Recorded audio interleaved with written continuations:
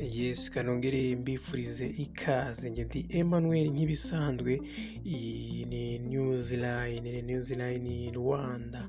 Aya rero ni ya makuru ashyushye cyane, amakuru y'ibyamamare muri rusange. Ni Mugisha Benjamin cyangwa se umwite The Ben, umuririmbyi Mugisha Benjamin wamamaye nka The Ben yumvikanishije ko kwifashisha Uwicyeza Pamela mu mashusho y'indirimbo ye yise True Love ari ikimenyetso cy'imbaraga z'urukundo n'ibyishimo byatashye mu muryango rero wa Mugisha The Ben, aho bitegura kwibaruka imfura yabo.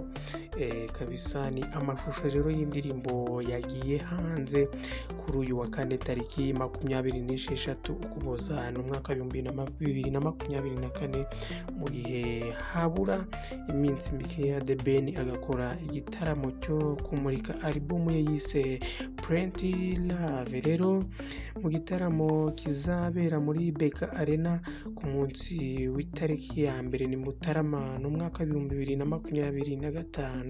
Iki ni igitaramo kizaba kuri iyo tariki, azaba ari umunsi w'ubunani. Iyi ndirimbo rero iri mu zigize album ye nshya, ndetse ubwo yayishyiraga hanze yumvikanishije ko ari ikimenyetso gishimangira ko yabaye umwe na Pamela, kandi ko inkuru y'urukundo rwabo ifite ipfundo. Uyu mugabo rero yanavuze ko kwifashisha umugore we mu ndirimbo ni ikimenyetso cy'imbaraga z'urukundo nyarwo. Iyi ndirimbo rero igiye hanze mu gihe kuri uyu wa gatatu tariki 25 Ukuboza ni muri uyu mwaka rero aribwo Pamela yahishuye ko yiteguye kwibaruka. True Love rero ibaye indirimbo ya kabiri The Ben yifashishijemo Pamela, kuko yanamwifashishije mu ndirimbo yitwa Ni Forever bakoreye mu bice bitandukanye byo mu karere ka Rubavu. Ahangaha kabisa iyi ndirimbo True Love rero mu buryo bw'amajwi cyangwa se audio yakozwe na producer Rebit cyangwa se Rio Beat.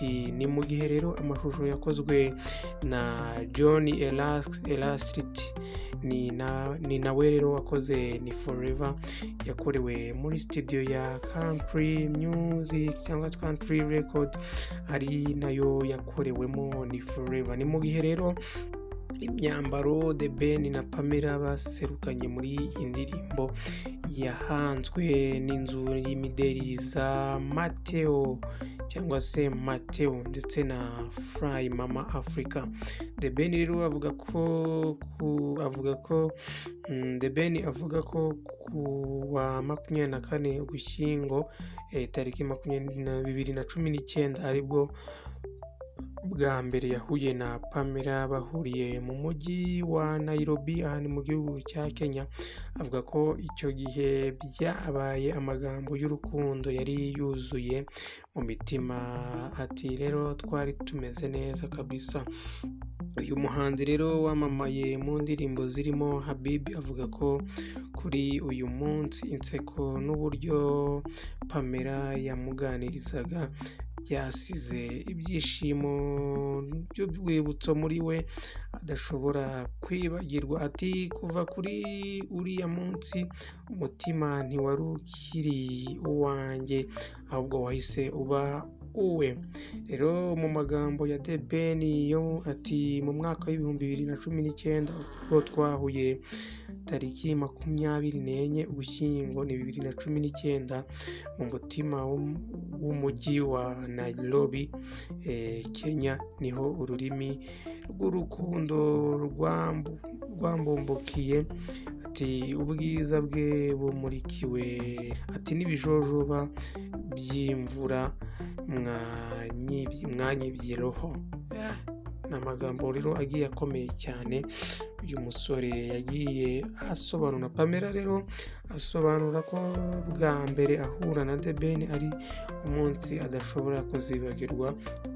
uyu mukobwa wamamaye mu marushanwa ya Miss Rwanda, uyu yavuze ko yahuye na The Ben ari ku munsi wa gatatu w'icyumweru kandi ko icyo gihe imvura yaraguye, akavuga ko ari ibihe byaranzwe no kurebana akana mu jisho.